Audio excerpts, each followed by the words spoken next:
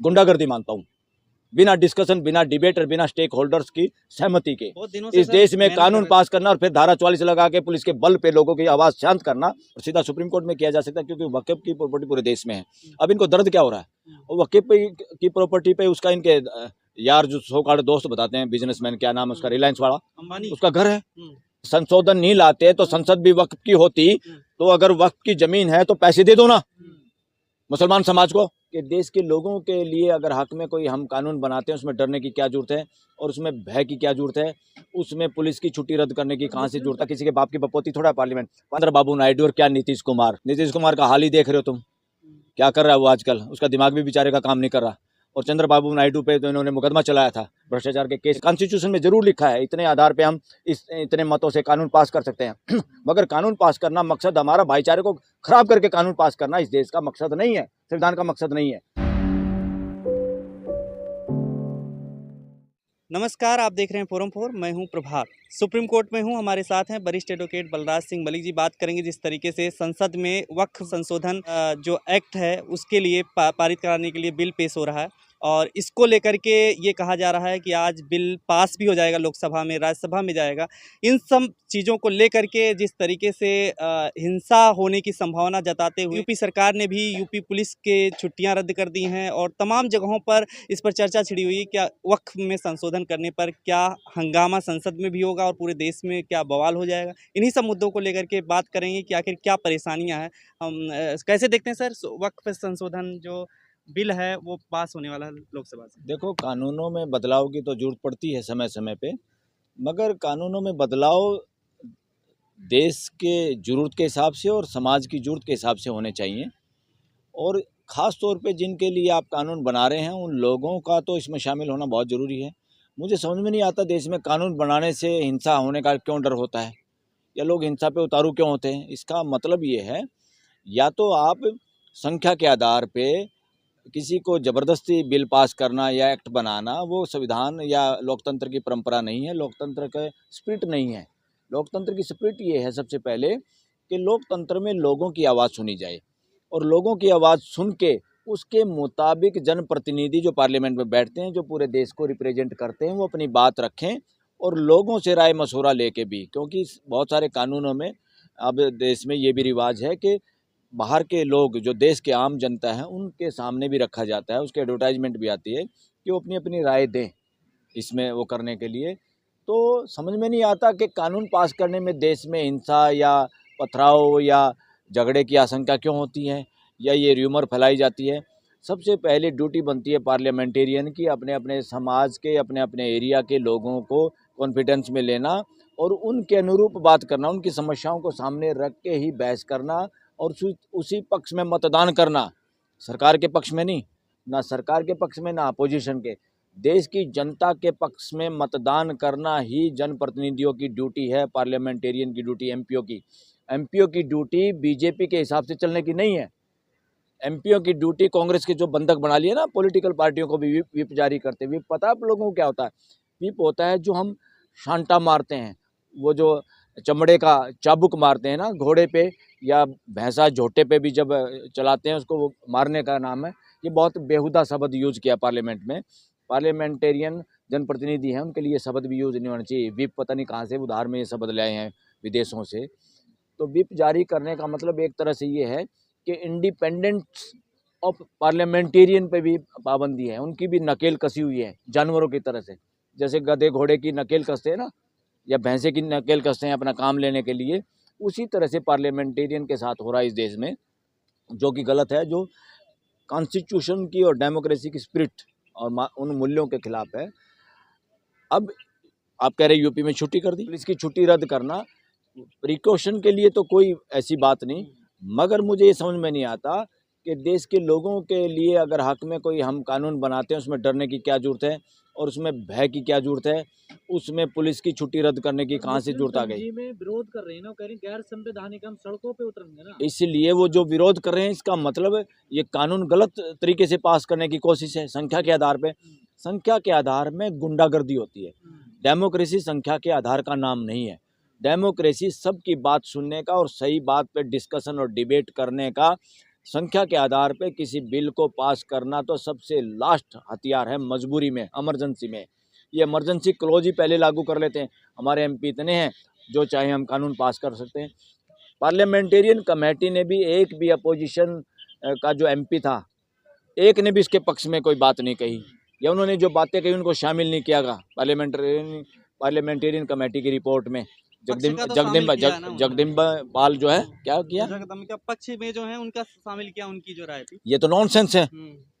Constitution में और democracy के अंदर मेजोरिटी के हिसाब से या मेजोरिटी की ही बात चले, दूसरे की बात ही ना चले और संख्या के आधार पर पास करना, ये तानाशाही है, ये डेमोक्रेसी नहीं है। आज sir all India Muslim personal law board ने प्रेस कॉन्फ्रेंस की है, कह रहे हैं कि हम इसके खिलाफ जो है लड़ेंगे। देखिए, क्या लग रहा है, क्या लड़ेंगे, मतलब क्यों? All India personal law board की सहमति और उनका कॉन्फिडेंस इसमें लेना ही चाहिए था। यही असली लोकतंत्र है। और लोकतंत्र के अंदर लोगों की आवाज़ को शामिल करना, समाज को शामिल करना, उनकी हर समस्या, उनके हर भय को निकालना, ये जिम्मेदारी बनती है पार्लियामेंटेरियन की भी, पार्लियामेंट की भी। पार्लियामेंट के अंदर किसी पार्टी को वोटों के लिए बेनिफिट उठाना और उसको अखाड़ा बनाना पार्लियामेंट को वोट की राजनीति के लिए या देश के ध्रुवीकरण के लिए, वो हम नहीं कर सकते। पार्लियामेंट को रामलीला ग्राउंड में मतलब कि इससे कौन से मुसलमानों को डर है, क्या दिक्कत है? देखो, एक तो इसमें मैं खुद, हमारे जैसे हजारों हजारों वकीलों का मानना है, भाई मुस्लिम वक्फ बोर्ड क्या है, मुस्लिम समाज भी और दूसरे लोग भी जो कोई धार्मिक उस काम के लिए, यूज के लिए, समाज के भले के लिए कोई अपनी प्रॉपर्टी गिफ्ट करता है, वही तो वक्फ है। वही वक्फ बोर्ड उसी का काम देखता था। उसके अंदर इनका कहना है कि जब भाई हिंदू मंदिरों में या गुरुद्वारों में या और भी कहीं जब दूसरे रिलीजन के लोगों को शामिल नहीं किया जाता, तो वक्फ बोर्ड के अंदर, वक्फ कानून के अंदर इस मामले में गैर मुस्लिम को शामिल करने के लिए कानून क्यों पास कर रहे हैं आप? इस जिद पे क्यों अड़े हुए हैं?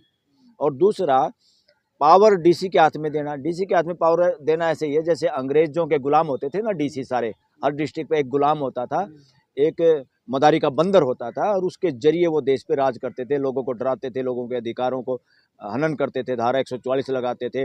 वही धारा 144 आज 163 है।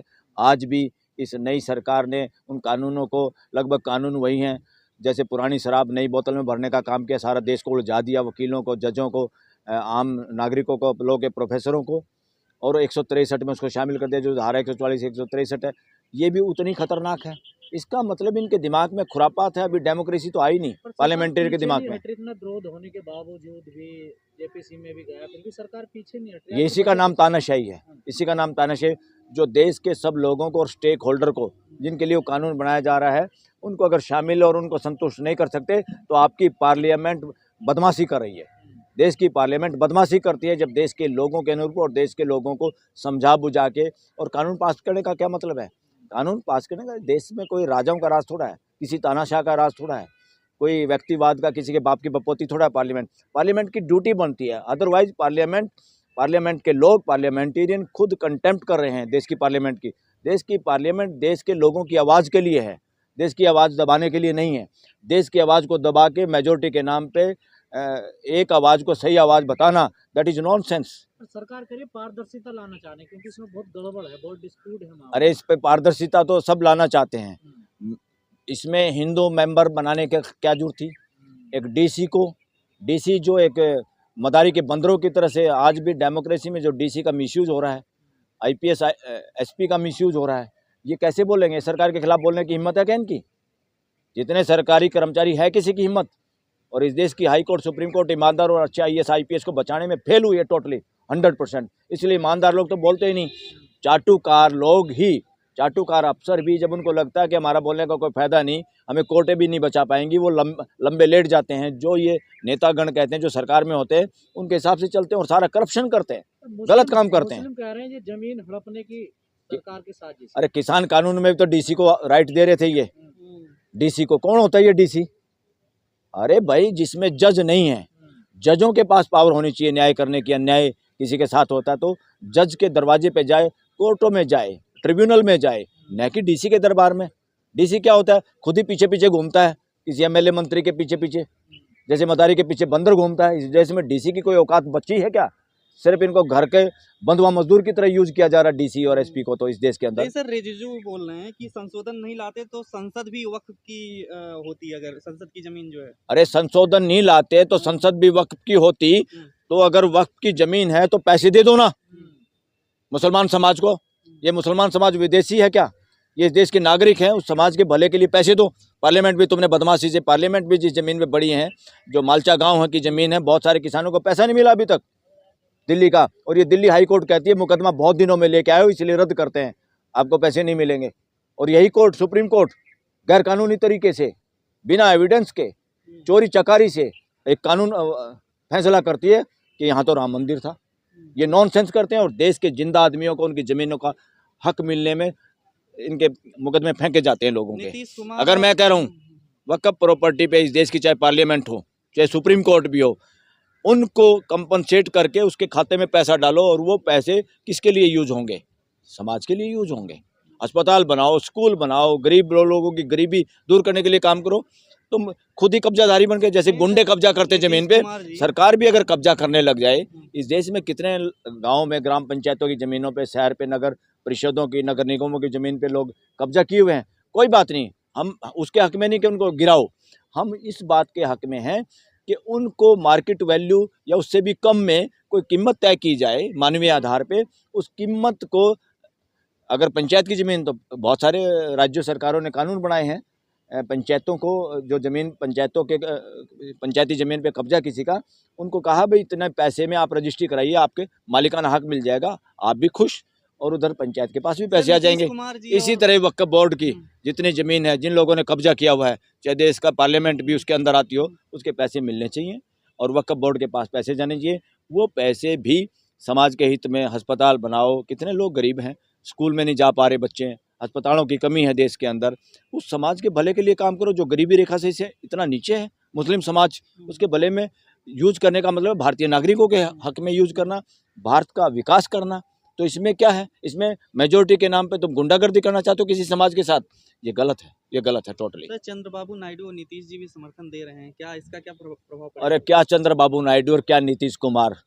नीतीश कुमार का हाल ही देख रहे हो तुम, क्या कर रहा है वो आजकल, उसका दिमाग भी बेचारे का काम नहीं कर रहा। और चंद्रबाबू नायडू पे तो इन्होंने मुकदमा चलाया था, भ्रष्टाचार के केस में बंद था, और वो केस मेरे ख्याल में अब वापस ले लिया। ये सारे के सारे सौदेबाजी कर रहे हैं ये लोग, ये सौदेबाजी है। ये सौदेबाजी क्या होती है? किसी को आप सौदेबाजी कर लो, इतने पैसे ले लो, उसका मर्डर कर दो, वो मर्डर कर देगा, वो पैसे ले लेगा, ये सौदेबाजी है।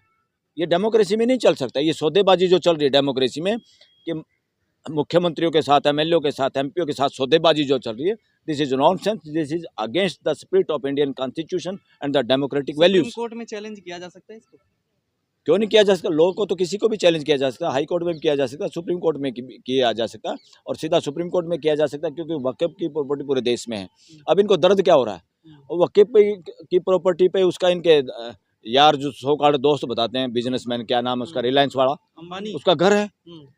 अरे तुम बदमाशी करो, तुम्हारे पास ऐसा है, तुम चोरी चकारी से एमएलए को खरीदोगे, एमपी को खरीदोगे, सरकार को खरीदोगे, पार्लियामेंट को खरीदोगे, और कानून बना के फिर पुलिस के बल पे गोली दिखा के, जिस देश में गोली के दम पे राज किया जाए, वो देश का डेमोक्रेटिक सिस्टम नहीं होता। देश का संविधान देश में मानवीय व्यवस्था बनाने के लिए है, पार्लियामेंट मानवीय कानून बनाने के लिए है, पार्लियामेंट धींगा मुस्ती से, गुंडागर्दी से, संख्या के आधार पे कम लोगों को डराने के लिए, कम लोगों की आवाज़ बंद करने के लिए नहीं किया जा सकता।